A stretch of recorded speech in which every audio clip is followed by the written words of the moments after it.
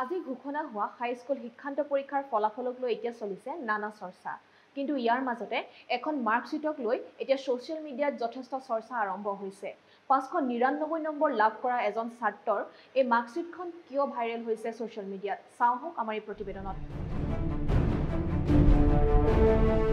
ফলাফলৰ পাছতে ছ'চিয়েল মিডিয়াত ভাইৰেল মাৰ্কশ্বিট।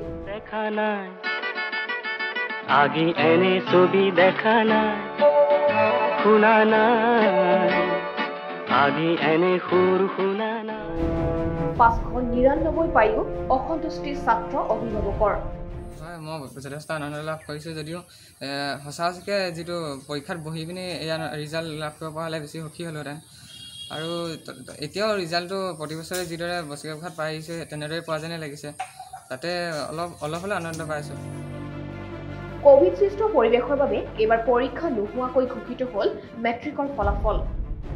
ফলাফল ঘোষণাৰ পাছতে ছ'চিয়েল মিডিয়াত ভাইৰেল হৈ পৰিল এখন মাৰ্কশ্বিট। হাইস্কুল শিক্ষান্ত পৰীক্ষাত অসমৰ ভিতৰতে ঢকুৱাখানাৰ শংকৰদেৱ শিশু নিকেতনৰ লুইচ ৰঞ্জন কোঁৱৰে লাভ কৰিছে 600ৰ ভিতৰত 599 নম্বৰ। তথাপি এই ফলাফলক লৈ যথেষ্ট অসন্তুষ্ট ছাত্ৰজনৰ লগতে পিতৃ মাতৃও। ৰিজাল্টটো প্ৰায় সন্তুষ্ট, কিন্তু পৰীক্ষা নিদিয়াকৈ ৰিজাল্টটো লৈ ইমান সন্তুষ্ট নহওঁ। ইয়াত শিক্ষক আৰু স্কুলৰ সকলো মানুহখিনি ইয়াৰ লগত জড়িত, যথেষ্ট কষ্ট কৰিছিলে আৰু ইও হওক নহওক ৰিজাল্টৰ কাৰণে কষ্ট কৰিছিলে।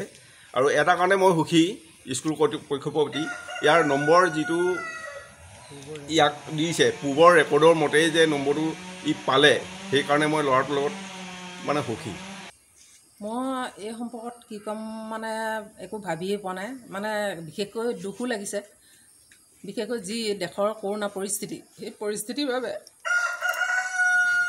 আজি ৰিজাল্টটো তাৰমানে লৈ ইমান ভাল লগা নাই। পৰীক্ষাটো যদি হৈ গ'লহেঁতেন তেতিয়া তাৰমানে ৰিজাল্টটো লৈ বহুত আনন্দিত হ'লোহেঁতেন। স্থান লাভৰ আশাৰে পঢ়া শুনা কৰা ছাত্ৰজনে পৰীক্ষা দিবলৈ নাপাই যথেষ্ট অসন্তুষ্টি প্ৰকাশ কৰা দেখা গ'ল।